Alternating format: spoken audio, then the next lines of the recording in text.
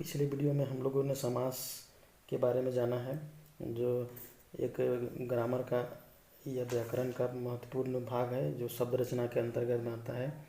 शब्द रचना के अंतर्गत दो और चीज़ आते हैं, जो है उपसर्ग और प्रत्यय। तो इसके बारे में पिछले वीडियो में डिस्कस किया गया है।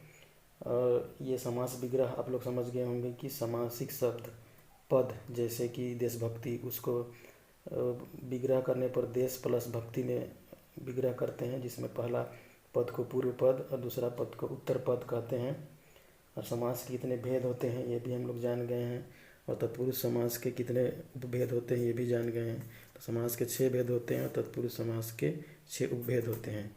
तो अब हम लोग एक एक करके समास देखेंगे। तो पहला समास है अव्ययीभाव समास।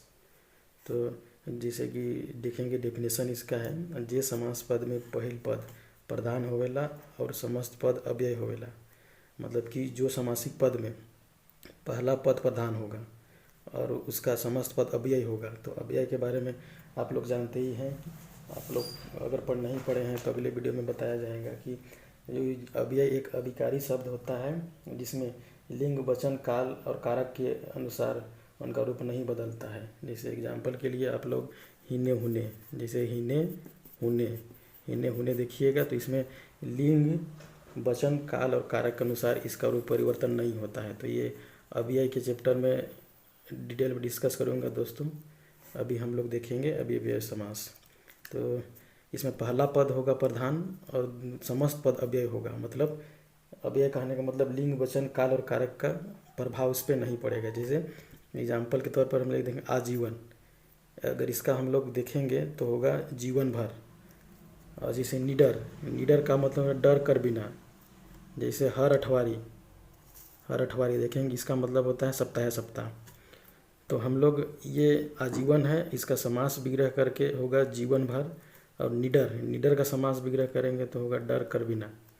जैसे कि मने मन होगा तो मन कर भीतरे। जैसे पहले पहल मतलब सबसे पहले।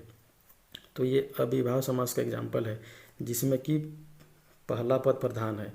अगर जीवन में जैसे हम लोग देखें आ प्लस जीवन आ हो गया प्रधान पद।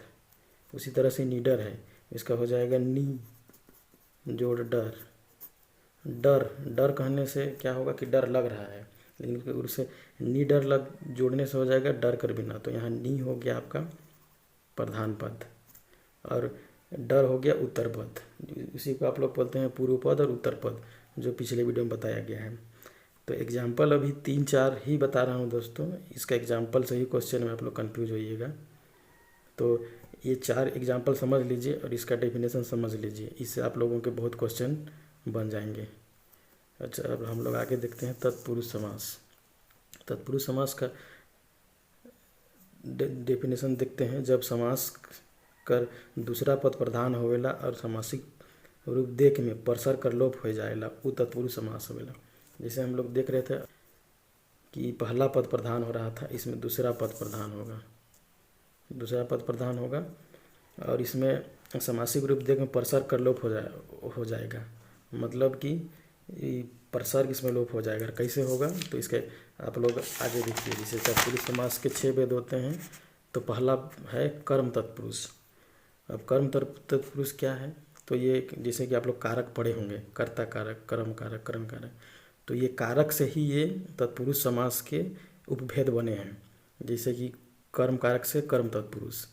तो इसका सिंपली आप लोग ऐसे समझ सकते हैं कि इसमें कर्म कारक का जो विभक्ति होगा वो लोप हो जाएगा। जैसे इकर में कर्म कारक का विभक्ति कर लोप हो जाएगा। जैसे मनोहर, मन के हरेक वाला।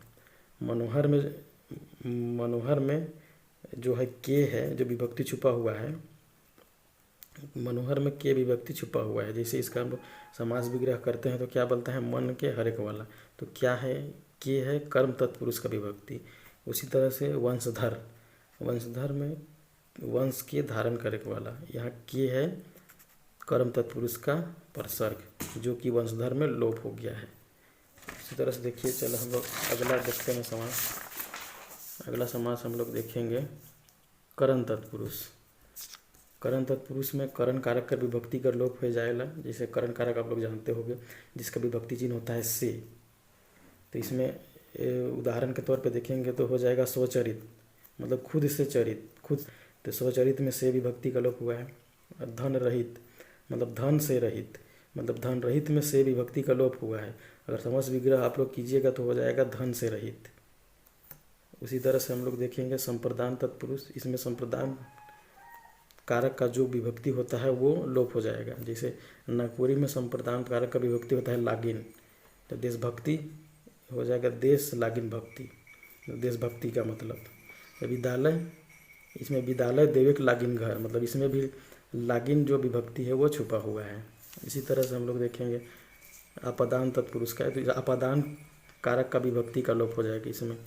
जैसे आपादान कारक का विभक्ति होता है से, इसमें गच्छ गिरल मतलब गच्छ से गिरल, रोग मुक्त मतलब रोग से मुक्त। उसी तरह से संबंध तत्पुरुष में संबंध कारक का विभक्ति का लोप हो जाएगा। जैसे संबंध तत्कारक का विभक्ति होता है कर, तो बैलगाड़ी मतलब बैल कर गाड़ी, घर दमाद मतलब घर का दमाद। इसी तरह से हम लोग आगे देखेंगे अधिकरण तत्पुरुष। अधिकरण तत्पुरुष में अधिकरण तत्पुरुष का विभक्ति का लोप हो जाएगा। उदाहरण के लिए देखेंगे तो होगा आत्मविश्वास मतलब अपन ऊपर विश्वास, घर घुसरा घर में घुस रहेगा वाला। तो इसी तरह से जो तत्पुरुष जो समास है दोस्तों, उसके 6 भेद होने के कारण ये इम्पोर्टेंट हो जाता है। और ऑब्जेक्टिव क्वेश्चन तत्पुरुष समास से बनने के बाद आसानी से नहीं बन पाते हैं, क्योंकि इसमें कारक भी याद करना पड़ता है। तो कारक के लिए जब वीडियो बनाऊंगा तो ये आप लोगों के लिए आसान हो जाएगा। तब तक के लिए आप लोग पिछले वीडियो को देखिए।